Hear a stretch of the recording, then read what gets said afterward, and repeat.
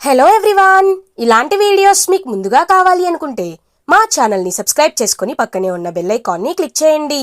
Upcoming రివ్యూలోకి వెళ్ళిపోదాం. Duggirala family డిన్నర్ని complete చేస్తారు. కావ్య మాత్రం బాధపడుతూ తన బెడ్రూమ్లోకి వెళ్ళిపోతుంది. వెళ్ళిపోతున్న కావ్య వైపు చూస్తూ రాజ్ మనసులో అనుకుంటారు, ఎలా అయినా కళావతిని ఈ బాధ నుంచి బయటపడేయాలి, ఏం చేయాలి అని ఆలోచిస్తూ ఉంటాడు రాజ్. ఇది ఇలా ఉండగా అప్పు ఇంటికి చికెన్ తీసుకొని వస్తుంది. కనకం అప్పు కోసం చికెన్ వండి పెడుతుంది. అప్పు మాత్రం ఎలాంటి బాధ కొంచెం కూడా ఇంకా తను కళ్యాణ్ని మిస్ అయినందుకు ఫీల్ అవ్వకుండా హ్యాపీగా తింటూ ఉంటుంది. అప్పుని చూసి ఆశ్చర్యపోతారు కనకం, కృష్ణమూర్తి అండ్ కనకం వాళ్ళ అక్క. ఇంకా వాళ్ళందరూ, ఏంటక్క అప్పు ఏంటి ఇలా ప్రవర్తిస్తుంది అని అంటుంది కనకం. నువ్వే వెళ్ళడుగు అని అంటారు అప్పు వాళ్ళ పెద్దమ్మ. అప్పు అని అంటారు. అమ్మా ఇంకొంచెం అన్నం తీసుకురా అని తింటూ ఉంటుంది అప్పు. ఇంకా తన డిన్నర్ కంప్లీట్ అయిపోయాక కృష్ణమూర్తి అప్పు దగ్గరికి వస్తారు. అమ్మా అప్పు, నువ్వు పెళ్లి విషయంలో అని అంటారు. నాన్న, ఏమనుకుంటున్నావు నీ కూతురంటే? ఆ కళ్యాణ్తో నా పెళ్ళి అవ్వలేదని, ప్రేమించినవాడు దూరమయ్యాడని అందరిలాగా ఒక మూల కూర్చొని ఏడుస్తూ నా జీవితం నాశనమైపోయిందే అని ఏడ్చే టైప్ అనుకుంటున్నావా ఈ అప్పు అంటే? లేదు నాన్న, కళ్యాణ్ మనస్ఫూర్తిగా అనామికని ఇష్టపడిండు, పెళ్లి చేసుకుండు, అది వాడి లైఫ్. నేను మధ్యలో అనవసరంగా వెళ్ళాను, నాకు మధ్యలో ప్రేమ కలిగింది. అలాంటప్పుడు కళ్యాణ్ నన్నే చేసుకోవాలనడం స్వార్థమవుతుంది. నేను ఎప్పుడూ నా స్వార్థానికి ఆలోచించను. వాళ్ళు సంతోషంగా ఉంటే నేను హ్యాపీగా ఉంటాను. వాళ్ళ జోలికి ఇంకా వెళ్ళకూడదని నేను ఫిక్స్ అయ్యాను. ఇవాటి నుండి నా దారి నాదే, వాళ్ళ దారి వాళ్ళదే అని అంటుంది అప్పు. అమ్మ, చిన్న వయసులో ఇంత పెద్ద మనసుతో ఆలోచిస్తున్నావు, నువ్వు చాలా మంచిదానివి అప్పు అని కృష్ణమూర్తి చాలా ప్రేమగా ఇంకా అప్పు తల నిమురుతూ ఉంటారు. నాయనా, నేను వెళ్ళి పడుకుంటానని చెప్పి వెళ్ళబోతూ ఉంటుంది అప్పు. అప్పు ఆగమ్మా, మీ ఇద్దరక్కల పెళ్ళిళ్ళు మా ప్రమేయం లేకుండానే జరిగిపోయాయి.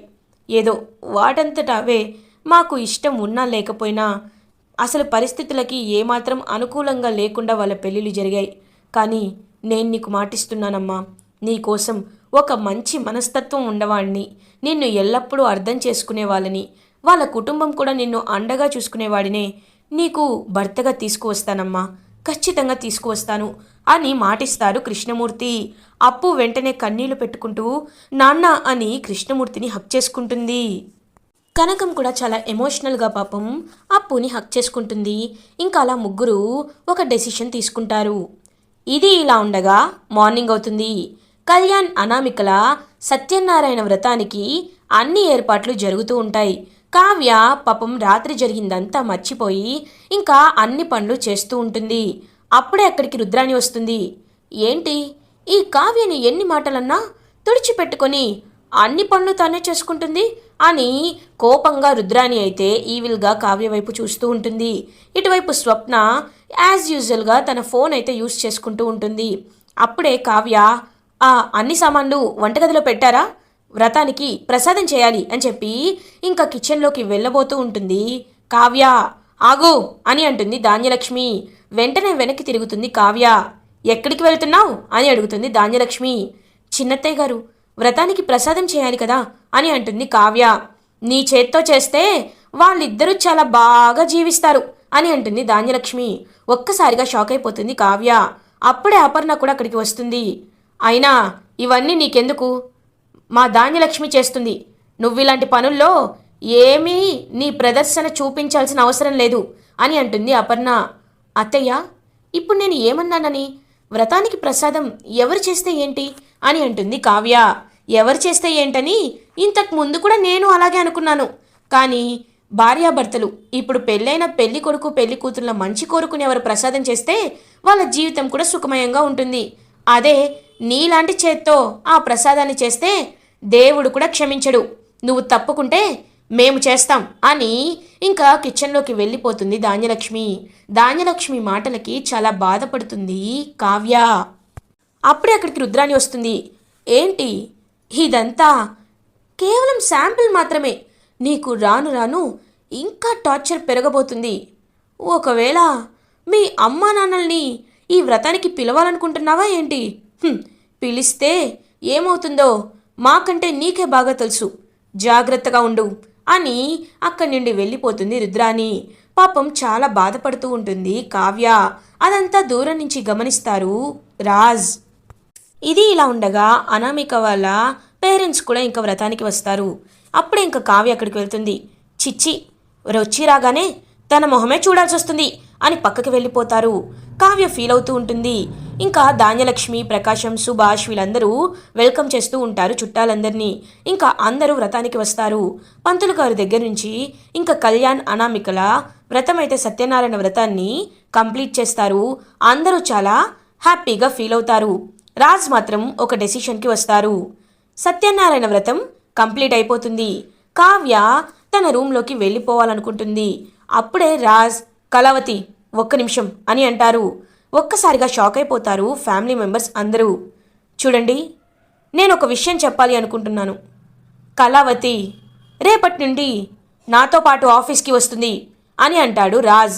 ఒక్కసారిగా అందరూ షాక్ అయిపోతారు. ఇందిరాదేవి చాలా హ్యాపీగా ఫీల్ అవుతుంది.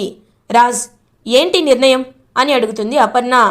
మమ్మీ, యాక్చువల్లీ కొత్త క్లయింట్స్ కొత్త డిజైన్స్ అడుగుతున్నారు. కళావతి డిజైన్స్ బాగా వేస్తుంది కదా, అందుకే క్లయింట్స్కి తన్ని పరిచయం చేయాలి అనుకుంటున్నాను అని అంటారు రాజ్. కళావతి, రేపు మనం షార్ప్ 9 o'clockకే ఇంటి నుంచి బయలుదేరాలి అని అంటాడు రాజ్. వెంటనే అపర్ణాదేవి, ఏంటి మార్నింగ్ 9 o'clock? మరి ఇంట్లో పనులు అని మెల్లగా అంటుంది అపర్ణ. అప్పుడే ఇందిరాదేవి, ఏంటి అపర్ణ, దేని గురించి ఆలోచిస్తున్నావు? ఓ, కావ్య అంత పొద్దున్నే ఆఫీస్కి వెళ్తే ఇంట్లో పనులన్నీ ఎవరు చేస్తారు అని ఆలోచిస్తున్నావా? అంటే పనులు చేయడానికి కావ్య గుర్తుకు వస్తుంది, కానీ పనులలో పాలు పంచుకోవడానికి, మంచి పనులు చేయడానికి, వ్రతంలో ప్రసాదం వండడానికి మాత్రం కావ్య పనికిరాదు, అంతే కదా అని అంటుంది ఇందిరాదేవి. ఇందిరామాదేవి మాటలకైతే ఇంకా కొంచెం షైగా అనిపిస్తుందన్నమాట అపర్ణాదేవికి, ధాన్యలక్ష్మికి.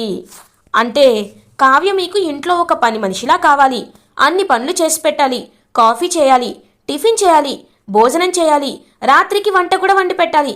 కానీ మీరు మాత్రం మొహాలు మార్చుకుంటూ తను వండి పెట్టిన వంటని మీ చేత్తో మీరు వేసుకుంటూ ముద్దకొక మాట అనాలి, అంతే కదా అని అంటుంది ఇందిరాదేవి.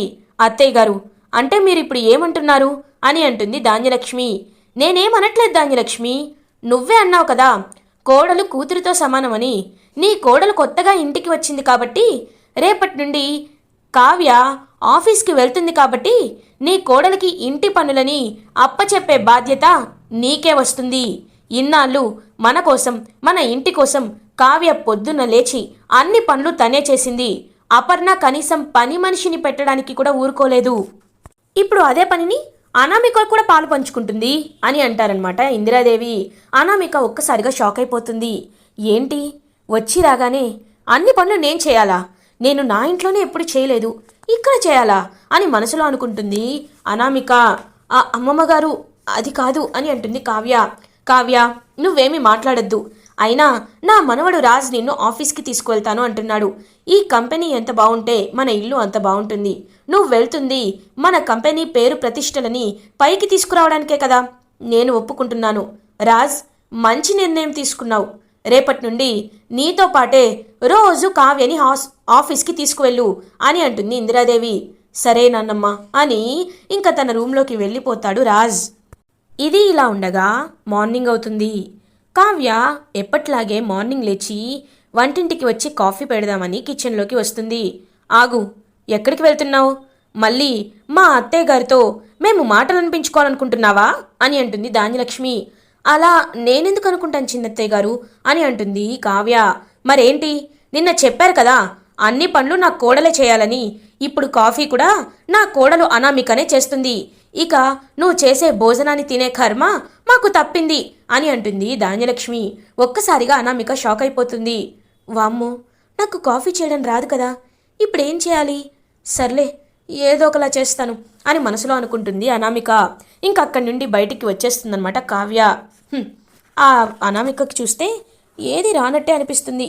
ఎలా చేస్తుందో ఏంటో అని హాల్లోకి వచ్చేస్తుంది కావ్య. ఇంకా రాజ్, ఏంటి కాఫీ నువ్వు చేయలేదు కదా? అమ్మయ్యా, రోజు నీ కాఫీ తాగి తాగి మాకు బోర్ కొట్టింది.